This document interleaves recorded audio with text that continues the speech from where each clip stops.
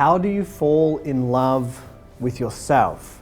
I want to share with you something that I wish I knew many years ago. And it's a tip around self-love. I know that we all hear that we should fall in love with ourselves, that self-love is important. I think that's a pretty common message now. A lot of people misunderstand self-love, and they think that self-love is all about having a relationship with yourself where you think that you are, grandiose and you're better than everyone else, and that's definitely not what self-love is. Self-love actually has a lot to do with how you relate to other people. And how we relate to others is actually a really great window into if we are loving ourselves or not. Now, first of all, when we talk about self-love, it's not a switch. It's not like, okay, as soon as I hear the words that I should love myself, that I'm just going to go do that, and right, now I love myself, and so that one's done and move on to the next. That's not what it's like. It's a practice. It's something that we can bring into our day every day. It's something that I choose to bring into my day, and I choose to practice this because it feels great, because the relationships that I get to have with myself and others are improved as a result of these practices. So I want to share with you what these practices are. So the first thing is, become aware of your judgment of other people. This is a great window into how we're starting to relate to ourselves. There's this guy named Carl Jung. He's one of the grandfathers of psychology, and over 100 years ago, he said that the way that we see the world is not really the way that we see the world, but the way that we see others is actually the way that we see ourselves. So if I'm judging you, I'm actually judging me. If I'm getting really negative on the world, and if I'm pointing out what's wrong in everyone else, what I'm going to start doing is I'm going to start noticing everything that's wrong with me. So one of the beautiful practices that we can bring into our life to deepen our relationship with our own self-acceptance and our own self-love is forgiveness. Now, I used to think forgiveness was only something that we would use when someone had done wrong by us. So say, for example, someone took my car for a drive, they crashed it. I could say, okay, well, am I going to forgive them or am I going to hold on to that? And if I forgive them, I'm going to let that go. Although forgiveness is much more useful than just forgiving someone for when they've done you wrong.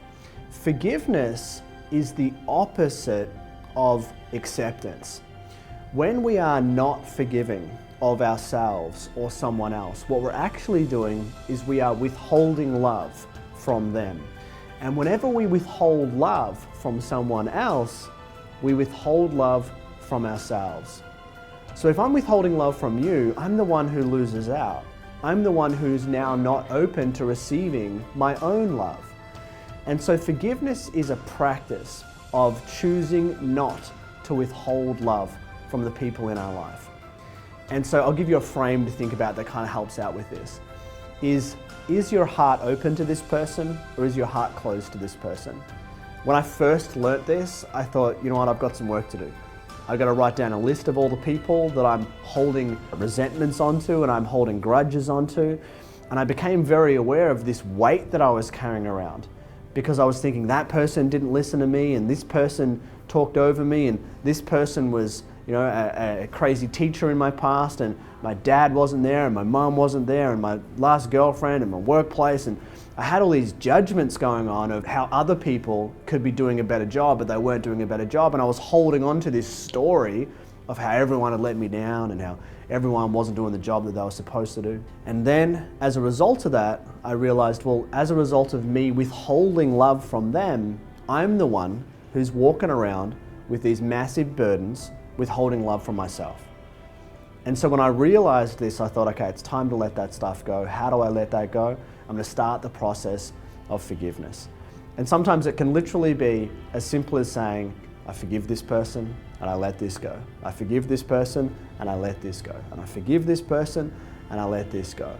And I practice this daily. I just pay attention to, what does it feel like when my heart's open? I'll share with you. So when my heart's open, I feel warm.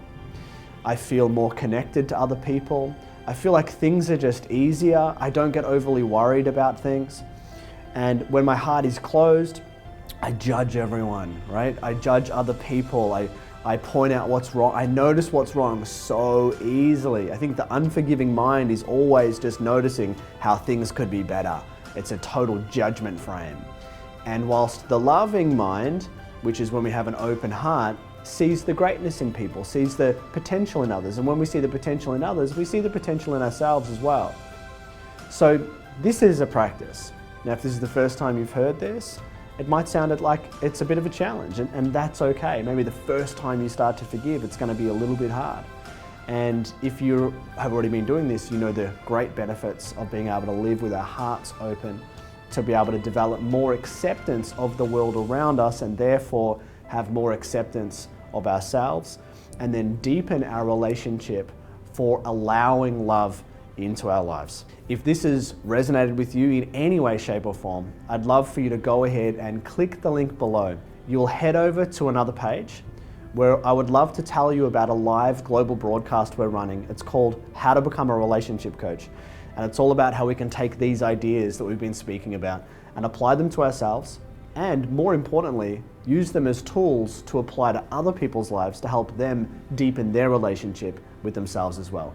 Go ahead and click the link, and I hope to see you on the other side.